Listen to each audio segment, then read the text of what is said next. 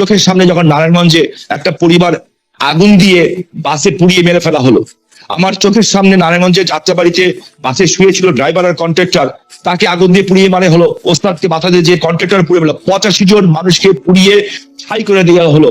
এটার নাম রাজনীতি? আর তাদের বিচার হলো ওটা কেন? যারা আগুন সন্ত্রাস করলো এই দেশে, যারা পুলিশকে পুড়িয়ে মারলো, সাংবাদিককে পুড়িয়ে মারলো। কিন্তু শামীম ওসমান, জনাব শামীম ওসমান, আপনাকে আমাদের অনুষ্ঠানে স্বাগত জানাই। বাংলাদেশের রাজনীতিতে শেখ হাসিনা গত 15 বছর যে দুঃশাসন যে অপকর্ম চালিয়েছেন তাকে শক্তিশালী করতে তার পাশে থাকতে আপনার একটা সক্রিয় অবস্থান ছিল, আপনার কাছ থেকে একটু আমি এটা শুনতে চাই। ভারতে পলাতক আছেন মাননীয় প্রধানমন্ত্রী শেখ হাসিনা, এবং আমি বিষয়টাকে আগের থেকে আজ করছিলাম যে এরকম বিষয়টা ঘটনা ঘটতে পারে। আমি এই কথা দিয়ে এটা প্রমাণ করতে চাই না যে ওনারা করেছেন দেখে আমাকে করতে হবে, এটা আমি বলতে চাই না। আমাকে দলের থেকে জানানো হয়, সরকার প্রধান থেকে প্রধানমন্ত্রী জানান যে আমার উপর হামলা হবে। ইট ইজ ট্রু যে আমাকে দেশ ছেড়ে যেতে হয়েছে, এবং আমি যে দেশ ছেড়ে গেছি সেটা জাতির পিতার কন্যা মাননীয় প্রধানমন্ত্রী একবার না কয়েকবারের নির্দেশের পরিপ্রেক্ষিতে। আমি আমি আমি আমাদের সজীব ওদের জয় একটা ফেসবুকে যে আমেরিকান গত 2 দিন আগে একটা স্ট্যাটাস দিয়েছেন, 3-4 দিন আগে, তবে ইউনূস শান্তির জন্য নোবেল পুরস্কার দেওয়া হয়, তাদেরকে আমরা শ্রদ্ধা করি এবং সারা জীবন করবো। যে এরা অনেক ভালো কাজ করেছে, এবং আমি নিজেও চাই যে ভোটের অধিকার হোক। আমি কোন ধরনের হত্যাকাণ্ডকে আমি সমর্থন করি না, এবং করা উচিত, তাহলে আমি মানুষ হিসেবেই গণ্য হবো না। আমরা কিছু নেগেটিভ কথা বলবো, পজিটিভ কথা বলবো না। 800 কোটি মানুষ যদি চায় একজন মৃত মানুষকে জাগিয়ে তুলবে, তা তো জাগিয়ে তুলতে পারবে না, তাই না? তো একজন মানুষকে আমি গুম করে দিব, খুন করে দিব, এই বিষয়টাকে আমি একজন মানুষ হিসাবে আমি যদি মৃত্যু হয়ে যায় আমি কোনোদিন এটাকে সাপোর্ট করব না। এবং অতীতে কে কি করেছে সেই জন্য আমাকে একই পথে চলতে হবে, আমি সেটা কেউ মনে করি না। এদের দ্বারা অনেক সব শ্রেণী পেশার মানুষের মধ্যে ভালো খারাপ আছে, আমরা কি এই কথা বলতে পারি না? ইয়েস, আমি বলছি না যে Awami League is a perfect, only perfect party in the whole world কিংবা ইন বাংলাদেশ। আপনি আমার মনের কষ্ট বুঝবেন।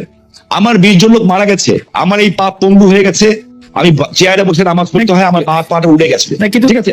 সেইখানে আমার সরকারের ক্ষমতার সময় না যে চার্জশিট দেওয়া হয়েছে, সেই চার্জশিটে আমি যে সাক্ষ্য দিয়েছি, সিআইডির যে অ্যাডিশনাল এসপি সে আমার সাক্ষী বদলি দিয়েছে। আপনি নিজেও লয়ার ছাত্র, আমিও লয়ার ছাত্র, আমি জানতে পারছি this is not my witness. আমি চাই না যে একটা ছাত্র সারা বছর লেখাপড়া করলো, সেও পরীক্ষায় পাশ করলো, আরেকজন পড়ালেখা করলো না, সেও পাশ করলো, এটা আমি চাই না। আমি দেখেন, আমি মার্কিন যুক্তরাষ্ট্রের মতো একটা রাষ্ট্রকে আন্ডারমাইন করার কোনো কারণ থাকতে পারে না, কারণ পৃথিবীর মধ্যে এটা অবভিয়াসলি একটা শক্তিধর দেশ না, একটা গণতান্ত্রিক রাষ্ট্র বলা যায়।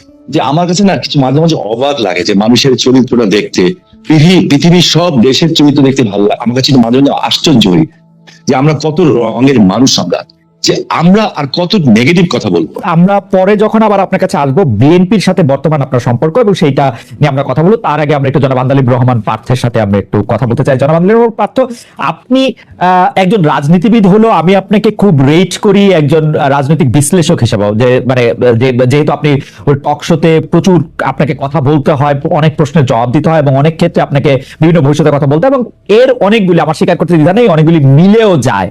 আমি এই জন্য আপনাকে একটু ফরওয়ার্ড লুকিং প্রশ্ন করতে চাই যে গত কয়েক বছর ধরে জনাব তারেক রহমানই আসলে বিএনপির হাল ধরে আছেন। বেগম খালেদা জিয়া চিকিৎসার জন্য লন্ডন গেলেন, শেখ হাসিনা জনরোষে বাংলাদেশ থেকে বিতাড়িত।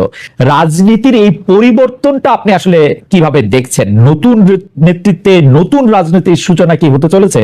বিশেষ করে 90-এর পর যদি আমরা আওয়ামী লীগ ও বিএনপির শাসনকাল যদি বিশ্লেষণ করি, সরকারে বা ক্ষমতায় এলে মানে এটা একটা এই প্রশ্ন বারবার হচ্ছে যে তারা যে গণতান্ত্রিক থাকবেন, কর্তৃত্ববাদী হবেন না, সেরকম কি মনে হচ্ছে? মানে এই নেতৃত্বে যারা আছেন, এটা তো অবশ্যই ঠিক, জনাব তারেক রহমানই আসলে 20-22 বছর ধরে অন্ততপক্ষে দলের ডেপুটির হালটি ধরে আছেন, কিন্তু মানে এই নেতৃত্বের ক্ষেত্রে কি কোনো পরিবর্তন আসছে? ব্যক্তি মানুষ না, আদর্শের, দৃষ্টিভঙ্গির আপনি কিভাবে দেখছেন? একটু আপনাকে ধন্যবাদ খালেদ, আপনি তো অনেক ওয়াইড একটা প্রশ্ন করেছেন আমাকে। আমি একটু ব্যাকগ্রাউন্ডে যাব। দেখুন, আপনি সমষ্টিগতভাবে যদি বাংলাদেশের রাজনীতির অবস্থা দেখেন, গত 17 বছরে যে একটা ভীতির সংস্কার, ভীতির একটা সংস্কৃতি আমাদের রাজনীতিতে ছিল, যার কারণে 17 বছর কিংবা 20 বছরে ভালো মানুষগুলি রাজনীতি থেকে দূরে সরে যায়। এই কারণে অফকোর্স একটা ভ্যাকুয়াম সৃষ্টি হয় রাজনীতিতে। কারণ 17 বছর আপনি জানেন যে কোনো রাজনীতি করতে গেলেই একটা গুম খুনের একটা ধারণা ছিল, বা মানুষ রাজনীতিবিদদের উপরে কেন জানি এমন, মানে কেন জানি বলবো না, মানুষের যথেষ্ট রিজন ছিল রাজনীতিবিদদের থেকে দূরে সরে যাওয়া। এবং বলে না, যে জোকাররা যখন পার্লামেন্টে যায় তখন জোকাররা মেম্বার অফ পার্লামেন্ট না, পার্লামেন্টটা সার্কাস হয়ে যায়। গত 3টা বছর তিনটা টার্ম অনেকটা এরকমই একটা অবস্থান ছিল। তো এই কারণে আর তারেক রহমান সাহেবকে নিয়ে আপনি যে কথা বললেন, উনি গত 10, 12, 15 বছরে যেভাবে বিএনপি কে বিদেশে বসে যেভাবে নেতৃত্ব দিয়েছেন এবং নিচ থেকে ওপর পর্যন্ত, সত্যি কথা বলতে উনি আওয়ামী লীগের মাথা খারাপ করে দিয়ে, যে বাইরে থেকে সাংগঠনিক ভাবে উনার যে নেতৃত্ব ছিল, ন্যাচারালি বিএনপি ভাঙতে পারেনি, বিএনপি পথচ্যুত হয়নি বা অন্যদিকে যায়নি। তো সেই ক্ষেত্রে দলের মধ্যে এবং আমি মনে করি সারা বাংলাদেশে ওনার একটা আলাদা গ্রহণযোগ্যতা আসছে। এখন বিএনপি সামনের দিকে যদি ক্ষমতায় আসে, তাহলে বিএনপি কি করবে সেটা নির্ভর করে সত্যি কথা বলতে বিএনপির সমষ্টিগতভাবে বিএনপির মানসিকতার উপরে। বিকজ আপনার ডেমোক্রেসি তো অ্যাকচুয়ালি ইজ আ মাইন্ডসেট। আপনি আপনার বিরুদ্ধের কথাকে সুযোগ দিলে ডেমোক্রেসি থাকবে, আর সুযোগ যদি আপনি না দেন তাহলে ডেমোক্রেসি থাকবে না। তো এটা সম্পূর্ণরূপে একটা মাইন্ডসেটের ব্যাপার। এখন বিএনপি যদি ওনার কর্মকাণ্ডে বা বিএনপির কর্মকাণ্ডে যদি সেই রিসিপিয়েন্ট বা ওই রিসিভিং এন্ডে থাকতে পারে বা ওই মানসিকতা থাকতে পারে, এবং এই 17 বছর এত কিছু দেখার পরে যে আপনার রাষ্ট্র পরিচালনায় ব্যর্থতা বা পতন, বা যেটা পতন বলবো না, আওয়ামী লীগের তো, যেটা আমি আপনাকে আনঅফিসিয়ালিও বলেছি যে আওয়ামী লীগ এমন একটা রাজনৈতিক দল যার বাংলাদেশে শুধু রাজনৈতিক পতন হয় না, সামাজিক পতনও হয়েছে। যে এই ধরনের সামাজিক পতন আগে হয়নি, বিকজ আওয়ামী লীগের অবস্থানটা, আওয়ামী লীগের অ্যাট্রসিটিটা, আওয়ামী লীগের দুর্নীতি বা সবকিছু একটা হাউস ওয়াইফের কাছে, একটা সাধারণ শিশুর কাছে চলে গিয়েছিল, এবং এই লাস্টে যে গণহত্যাগুলি। তো আমি সেটাই বলবো যে এখন তো আর নির্দিষ্ট শত্রু লাগবে না আমাদের পতনের জন্য। আমরা যদি আওয়ামী লীগ থেকে শিক্ষা না নেই, আমরা যদি ডেমোক্রেসি প্র্যাকটিস না করি, তাহলে অদৃশ্য শত্রু আমাদেরকে সেটা করে দিতে পারে।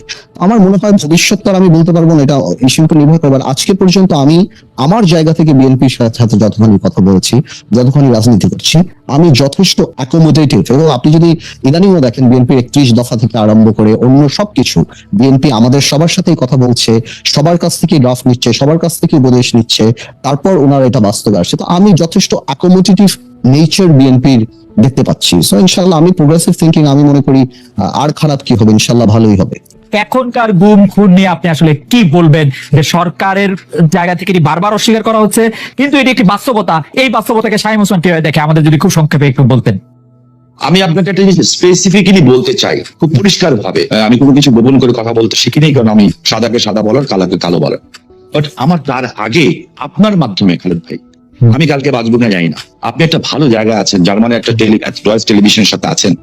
আমি আপনার কাছে অ্যাপিল করছি, রিকোয়েস্ট করছি, যদি অ্যাম্বাসাডারদের সাথে কথা বলতে পারি, কিংবা দেশ বিদেশে যেয়ে যদি বড় বড় মন্ত্রী মিনিস্টারের সাথে কথা বলতে পারি, আমি কিছু এই বিষয়টাকে আমি একজন মানুষ হিসাবে, আমি যদি মৃত্যু হয়ে যায় আমার, আমি কোনোদিন এটাকে সাপোর্ট করবো না। এটার চেয়েও বড় সত্য হচ্ছে এত বড় বড় উচ্চ পদস্থধারীরা এখনো কিন্তু জেলখানায় আছেন। যেমন বিএনপি নেতা সালাউদ্দিন সাহেব, ওনাকে গুম করা হয়েছে, খুন করা হয়েছে বলা হলো, ঠিক আছে। তো বিএনপি নেতা সালাউদ্দিন সাহেব কিন্তু পাওয়া গেল ভালো। আমার চোখের সামনে যখন নারায়ণগঞ্জে একটা পরিবার আগুন দিয়ে বাসে পুড়িয়ে মেরে ফেলা হলো, আমার চোখের সামনে নারায়ণগঞ্জে যাত্রাবাড়িতে বাসে শুয়েছিল ড্রাইভার আর কন্ট্রাক্টর, তাকে আগুন দিয়ে পুড়িয়ে মারে হলো। ওস্তাদকে বাধা দিয়ে যে কন্ট্রাক্টর পুড়িয়ে ফেলো, 85 জন মানুষকে পুড়িয়ে ছাই করে দেওয়া হলো। এটার নাম রাজনীতি? আর তাদের বিচার হলো ওটা কেন?